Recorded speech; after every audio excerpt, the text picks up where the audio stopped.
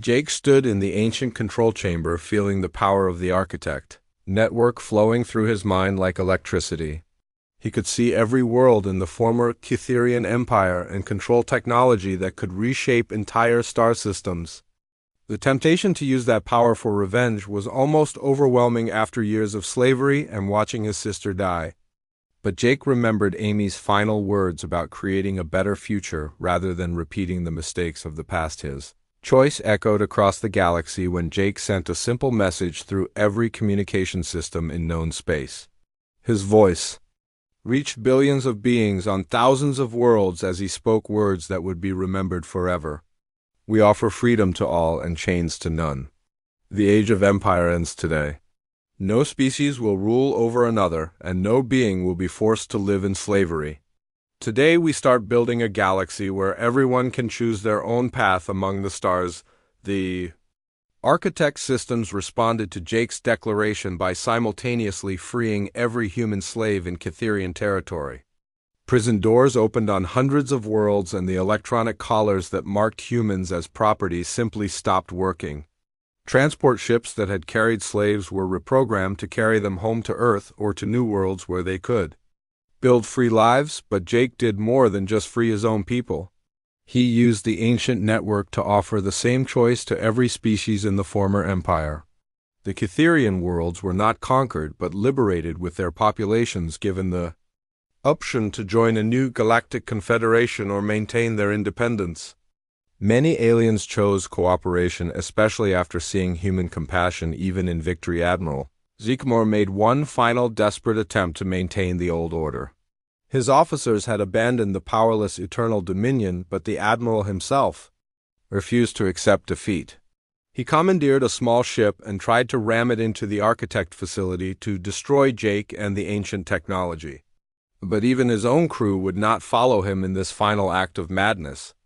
They delivered their former commander to human forces and requested asylum in the new Confederation Captain Cross worked with Jake to establish the structure of what would become the Free Worlds Alliance. The organization's charter was written by Lisa Carter, who had survived the rebellion and now served as the Alliance's first coordinator for interspecies relations. The document established principles that no member world could be forced to remain in the Alliance, and that all beings had the right to determine their own government and way of life. The former slave worlds became the most prosperous in the galaxy. As human determination combined with alien knowledge and architect technology, Zephyr Prime was transformed from a mining prison into a center of learning, where beings from across the galaxy came to study ancient technology and develop new innovations. The tunnels where Jake had once dug crystals became laboratories where scientists worked to improve life for all species. Ben Taylor commanded the Alliance's exploration fleet, using ships powered by architect technology to search for other oppressed species throughout the galaxy. Wherever they found suffering and slavery, the Alliance offered help and support. But they never forced their values on others and always respected the right of each world to choose its own path forward. Carlos became the Alliance's chief technology officer, responsible for integrating architect systems with innovations from member species. He ensured that the ancient technology served all beings equally and could never again be used to create an empire. The biolocks that had once restricted alien technology were replaced with ethical programming that prevented the machines from being used to harm innocent people. The Zarian Confederacy and Mantid Collective became founding members of the Alliance, along with dozens of other species that had suffered under Cytherian rule. But the Alliance also welcomed former Cytherian worlds whose populations chose cooperation over isolation. Many aliens had been ordinary citizens who never supported slavery, and they were eager to help build a better future. 5 years after the rebellion, Jake stood in a memorial garden on New Earth looking at a statue of his sister Amy. The restored homeworld was green and beautiful again, with cities powered by clean architect technology and skies filled with ships from dozens of different species. Children who had been born in slavery now played freely under blue skies and dreamed of exploring the stars as equals rather than servants. Jake often thought about the path that had brought him from a desperate mining slave to the coordinator of a galactic alliance. Every decision had been difficult and many good people had died along the way. But he knew that Amy would be proud of what humanity had accomplished and the example they had set for other species seeking freedom. The Alliance Council met in a great hall built from materials donated by every member world. Representatives from hundreds of species worked together to solve problems and plan for the future.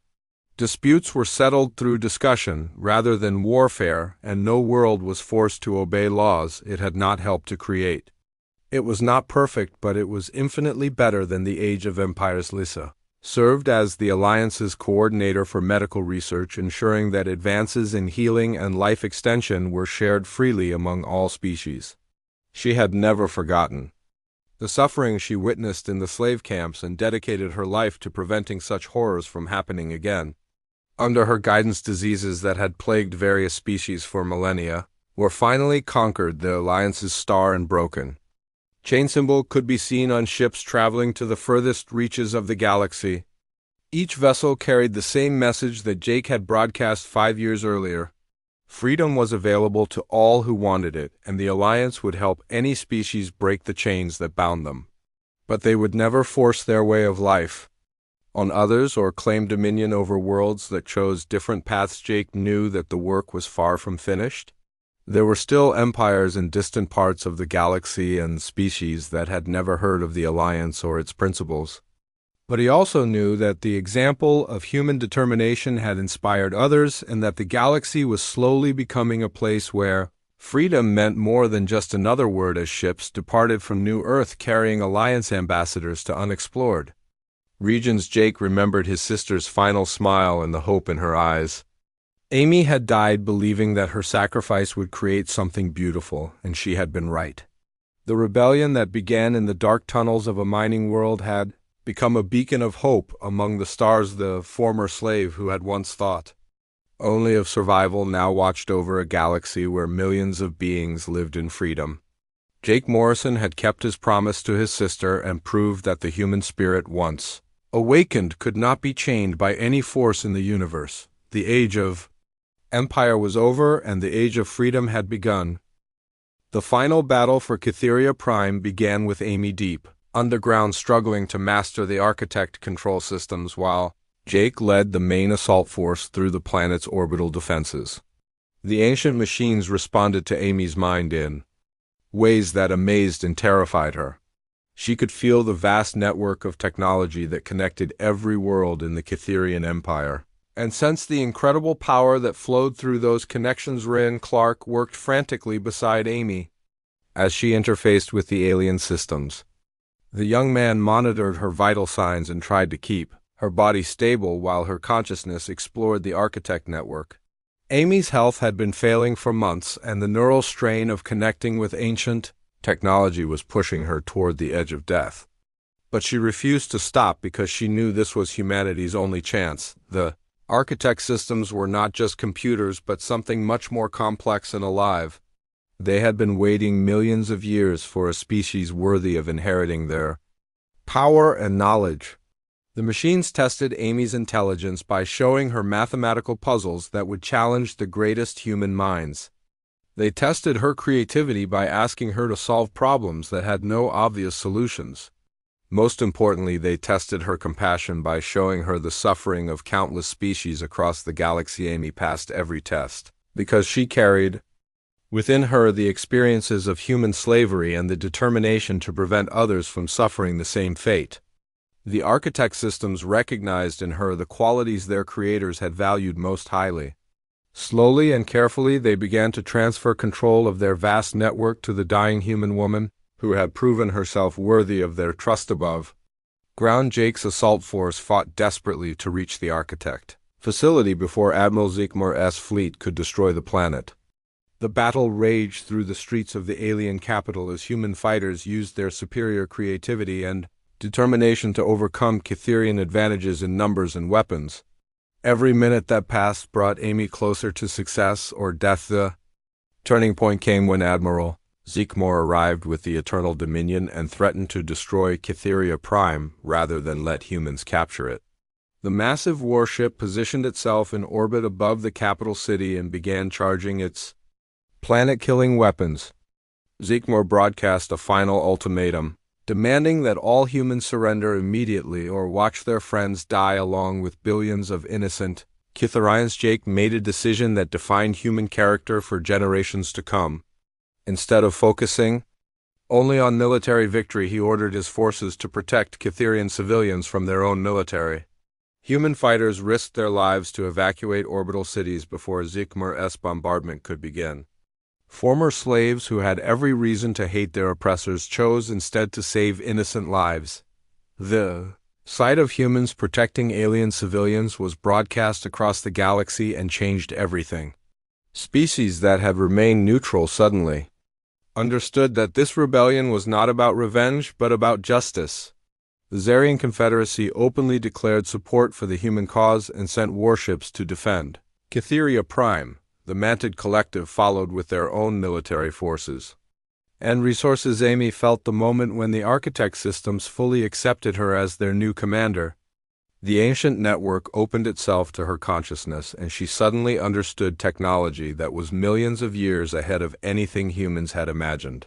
She could control communication systems across the galaxy and disable weapons that threatened innocent people. Most importantly, she could free every human slave in Kytherian territory with a single command, but the effort was killing her. Amy's body could not handle the massive flow of information and energy that came with controlling the Architect network. She felt her strength fading as her mind expanded to encompass star systems and alien worlds. Ryan begged her to disconnect from the system before it was too late, but Amy knew she had to complete the transfer of control to her brother. Jake received Amy's final message through the quantum communication network that she now commanded. She had disabled Admiral Zeekmore's weapons and taken control of the technology that held the Kytherian Empire together. But more than that, she had ensured that the Architect systems would recognize Jake as their new primary controller. The power to reshape galactic civilization was passing from the dying woman to her brother, who had started the rebellion to save her. Amy's last act was to send a message of freedom to every human slave in the galaxy. Using the Architect communication network, she spoke directly to millions of people in chains, telling them that their liberation had come and that they should never again bow to those who would oppress them. Her voice carried across star systems, bringing hope to the hopeless and strength to the weak. When Amy died, she was smiling because she knew that her sacrifice had given humanity something greater than freedom. She had given them the tools to ensure that no species would ever again suffer as humans had suffered. The former slave girl who had arrived sick and frightened on Zephyr Prime had become the liberator of the galaxy. Jake felt his sister's death like a physical blow, but he also felt the vast power of the Architect network flowing into his consciousness. He could see every Kytherian world and every human slave camp. He could disable their weapons and open their prison doors. Most importantly, he could choose what kind of future the galaxy would have now that the Age of Empire was ending. Admiral Zeekmore found his mighty warship powerless as its weapons and engines shut down under Jake's control. The proud alien commander, who had threatened to burn worlds, discovered that his technology no longer obeyed him. Across the Empire, Kytherian military forces watched helplessly as their equipment simply stopped working, but Jake faced the greatest test of his character as he stood in the Architect control chamber holding power that could enslave entire species. He could make the Kytherians suffer as they had made humans suffer. He could rule the galaxy as an emperor with technology that no one could resist. Or he could choose a different path that would honor his sister's sacrifice and prove that humans deserved the freedom they had won. The decision Jake made in that moment would echo through galactic history and determine whether the human rebellion had created a new age of tyranny or a genuine hope for justice among the stars. Jake's plan worked better than anyone had dared to hope. Human infiltration teams appeared throughout the Kytherian Empire, like ghosts striking at military targets and disappearing before reinforcements could arrive. The aliens had never faced an enemy that could blend in among their civilian populations and move freely through their territory.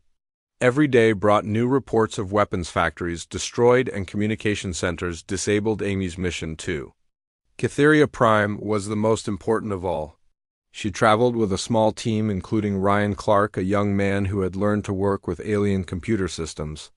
Their ship used forged documents that Carlos had created from captured Cytherian records. The journey took 2 weeks through heavily patrolled space, but their disguise held and they reached the alien homeworld without being detected. What Amy discovered on Cytheria Prime changed everything the humans thought they knew about their enemies. The magnificent cities and advanced technology that made the Cytherians seem so powerful were not actually Cytherian creations at all. Deep in the government archives, Amy found records showing that the entire alien civilization was built on technology stolen from an ancient race called the Architects. The Architects had disappeared millions of years ago, leaving behind ruins and machines scattered across the galaxy. The Cytherians had been lucky enough to find a major architect facility early in their development and had spent centuries learning to use the ancient technology. All of their starships and weapons and communication systems were based on Architect designs that they barely understood. More importantly, the control systems for all Architect technology were located in a massive complex beneath Cytheria Prime. The ancient machines that powered the Cytherian Empire were never designed to work with Cytherian biology. They had been programmed to respond to intelligence and creativity rather than specific genetic patterns. This meant that humans might be able to control Architect technology even better than the Cytherians could. Amy sent this information back to Jake using the secret communication network that Carlos had established. The news spread through human rebel groups like Wildfire and morale soared as fighters realized their enemies were not naturally superior beings. The mighty Cytherian Empire was just another group of people who had found some powerful tools and used them to conquer their neighbors. But Admiral Zikmor was growing desperate as reports of human attacks reached him from across the Empire. His massive warship, the Eternal Dominion, had the power to destroy planets, but it could not catch the small, fast ships that the rebels used. Zikmor decided that if he could not defeat the human military forces, he would terrorize them into surrender by murdering innocent slaves. The executions began on the farming world of Haven's Rest, where Maria Santos had led the uprising months earlier. Zikmor's forces recaptured the planet and publicly executed 1,000 human slaves in the capital city. The brutal display was broadcast across the Empire as a warning to other rebels.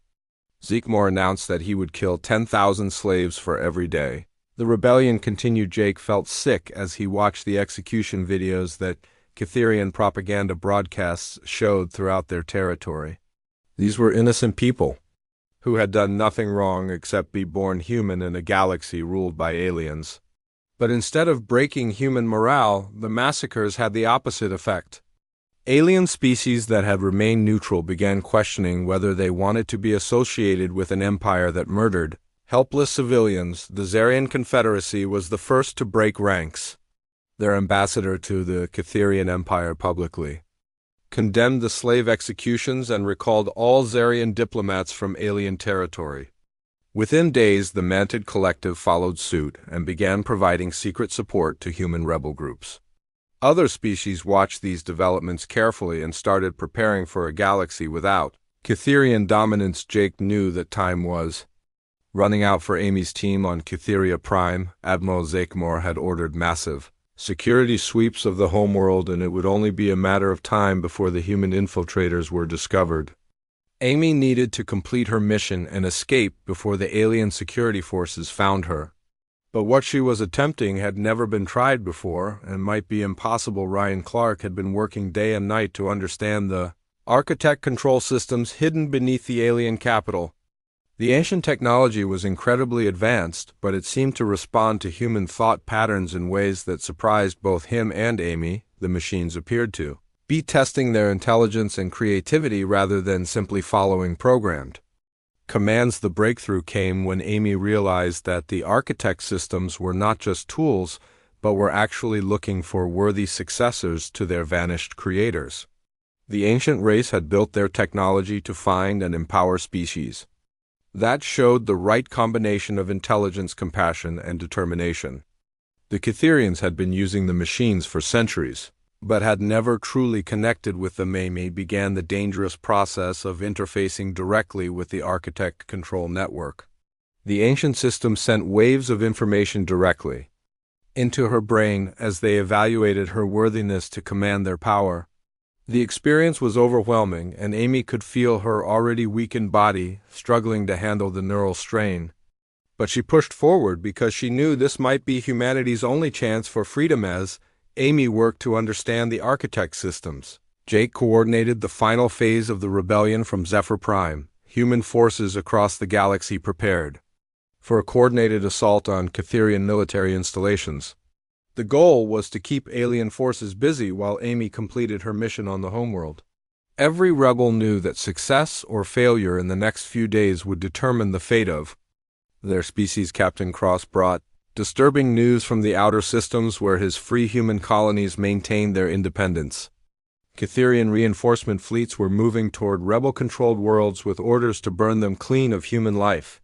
Admiral Zeekmore had convinced his government that the only way to end the rebellion was to commit complete genocide against the human race. Jake faced the hardest decision of his life as he prepared for the final battle.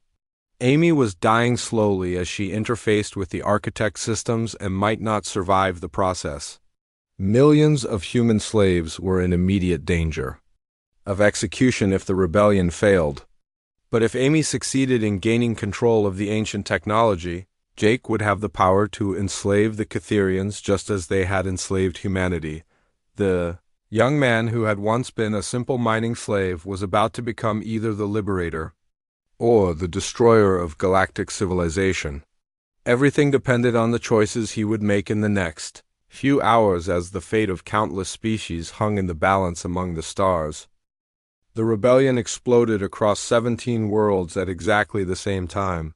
Jake had spent weeks coordinating with rebel leaders on different planets to launch simultaneous attacks that would overwhelm Catherian forces. The aliens called it the Human Plague, and Jake wore that name with pride.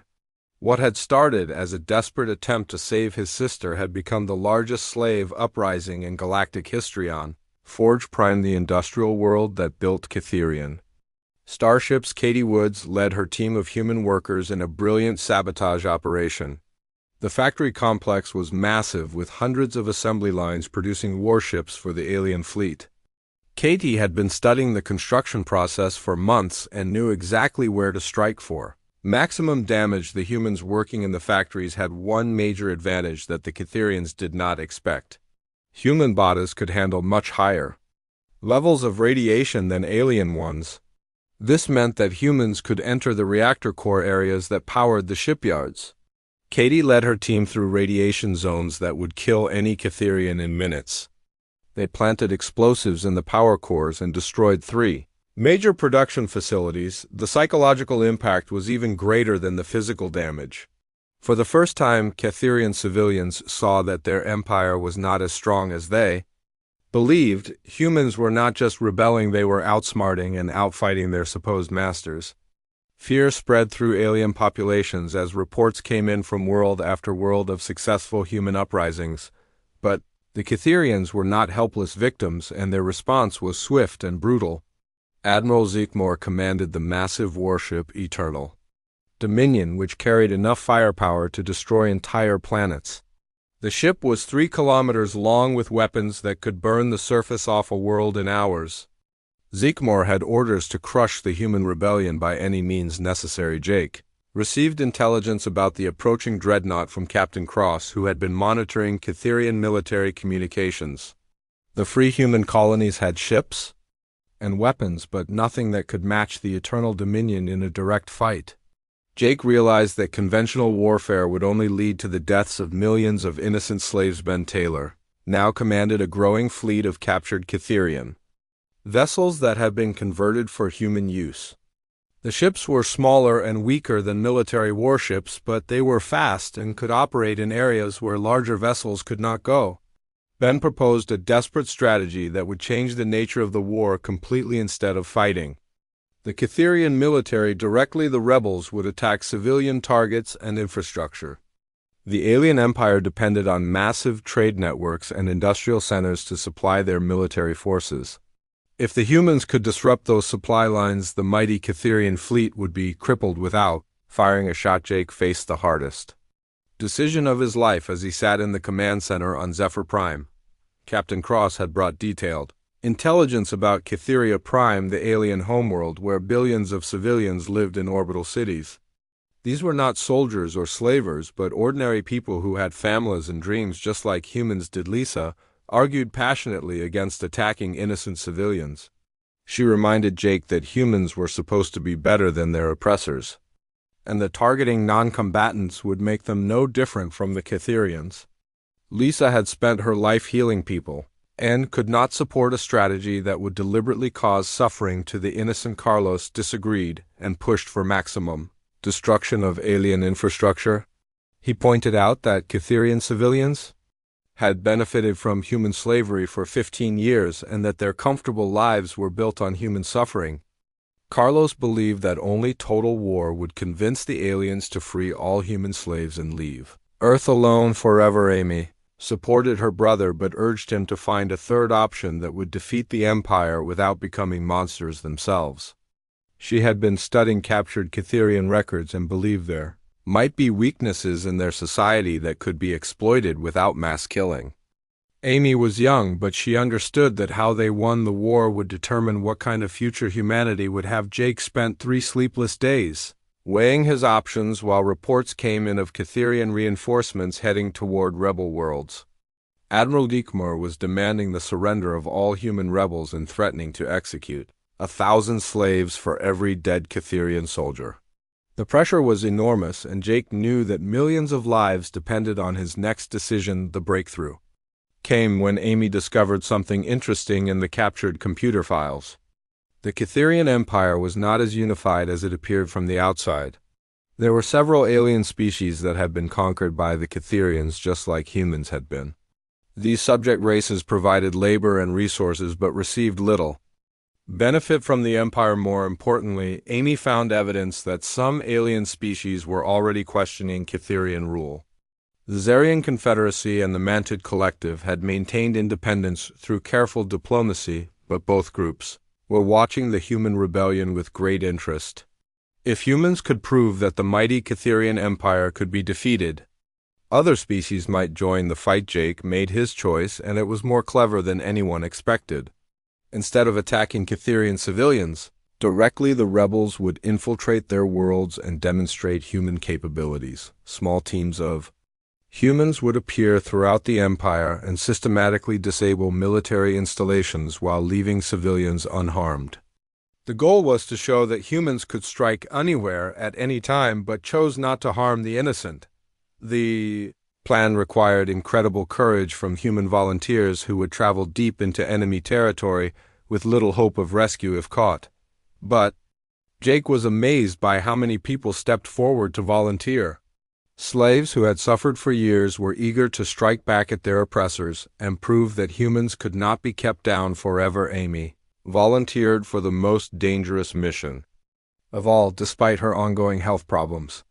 She would travel to Cytheria Prime itself and attempt to infiltrate the government centers where the Empire's military operations were coordinated. Jake did not want to risk his sister, but Amy convinced him that she was the right person for the job. The teams began deploying within days using captured ships and forged identification documents.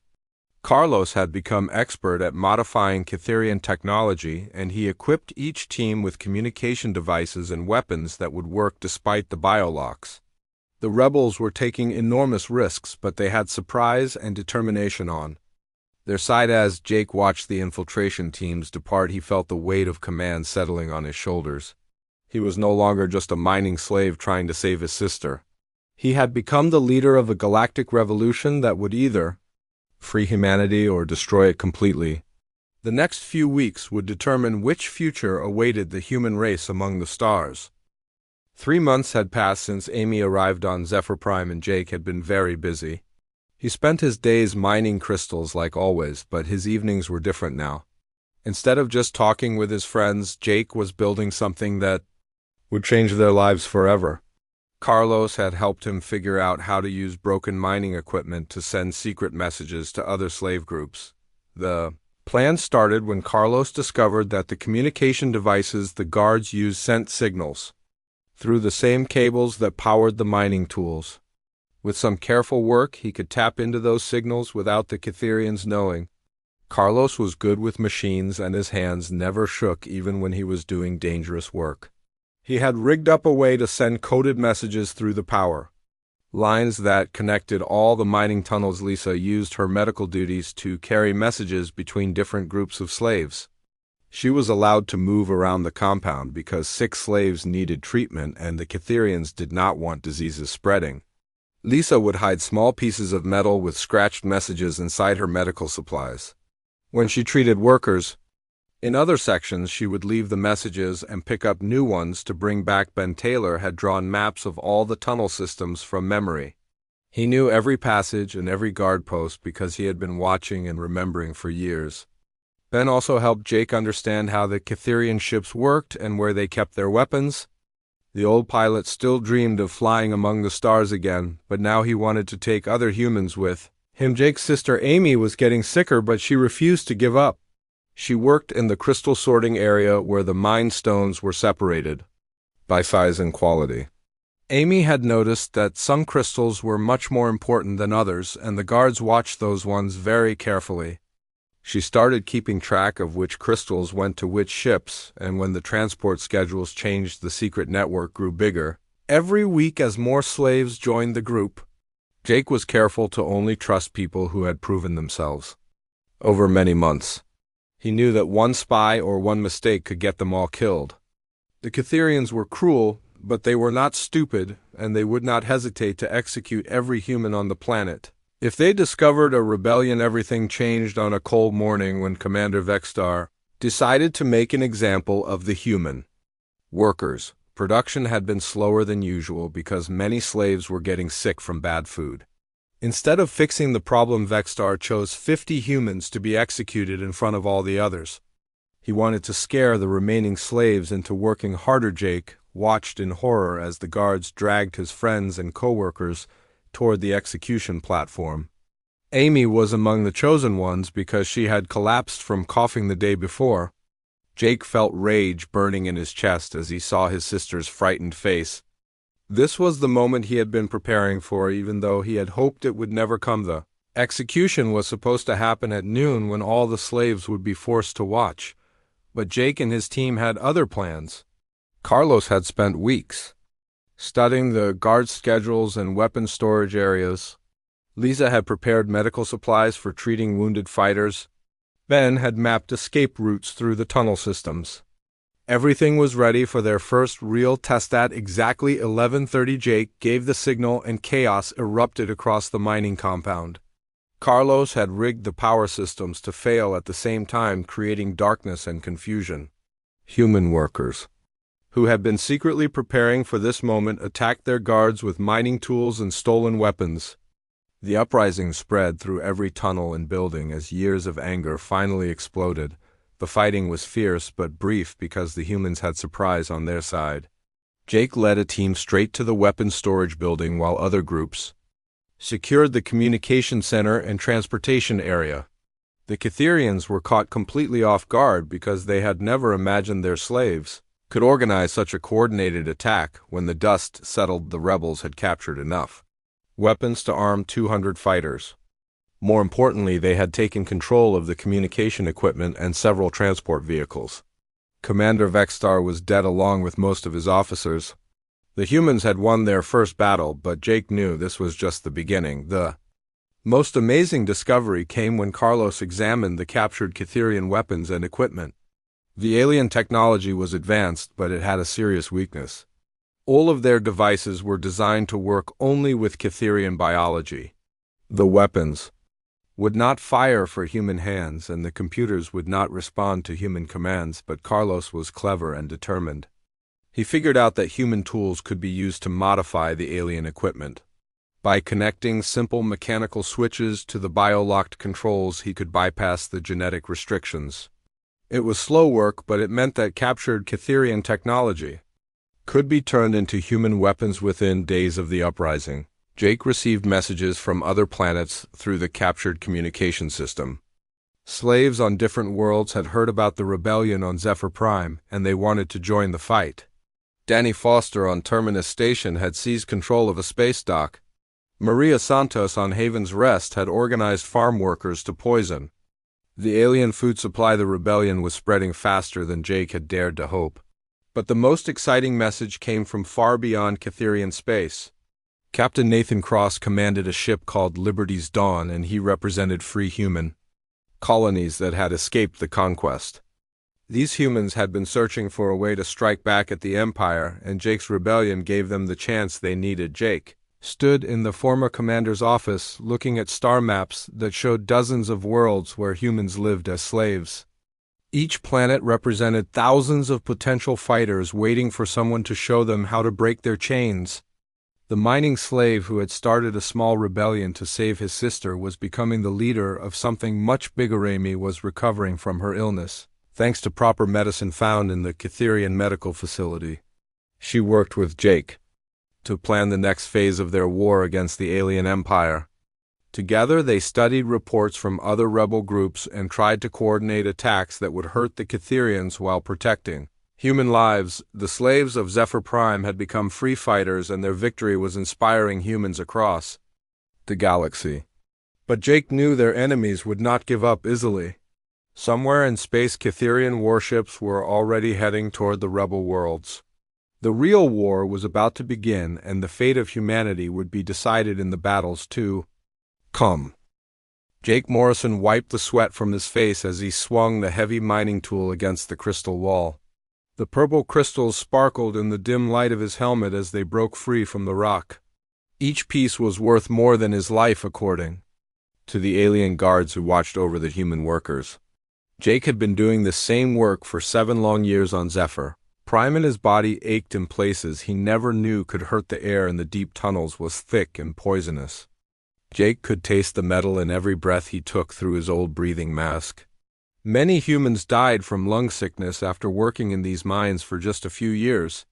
Jake had watched too many friends cough up blood until they could not work anymore. The Cytherian guards would drag the sick ones away, and nobody ever saw them again. Commander Vextar stood at the tunnel entrance watching the human slaves work. The tall alien had gray skin and 4 arms that ended in sharp claws. His yellow eyes never showed any kindness when he looked at the humans. Vextar enjoyed making the workers suffer and often beat them for working too slowly. Jake had learned to keep his head down and work faster whenever the commander came near. The mining day lasted 14 hours with only 1 break for water and thin soup. Jake's hands were covered in cuts and scars from handling the sharp crystal pieces. His back felt like it might break from bending over in the low tunnels. But he kept working because stopping meant punishment or death. The Cytherians had conquered Earth 15 years ago and taken millions of humans as slaves. They spread the human workers across dozens of planets to mine crystals and build their ships. Jake thought about Earth every day while he worked. He remembered green grass and blue skies and the feeling of rain on his face. On Zephyr Prime, the sky was always orange and the ground was hard red rock.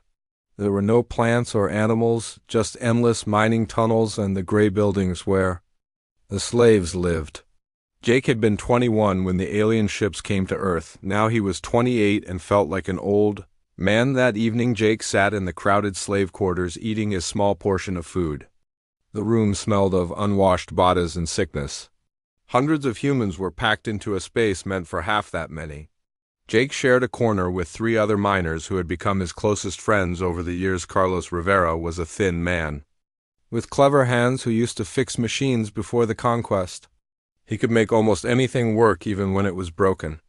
Lisa Carter had been a doctor on Earth, and she still tried to help sick slaves even though she had no real medicine.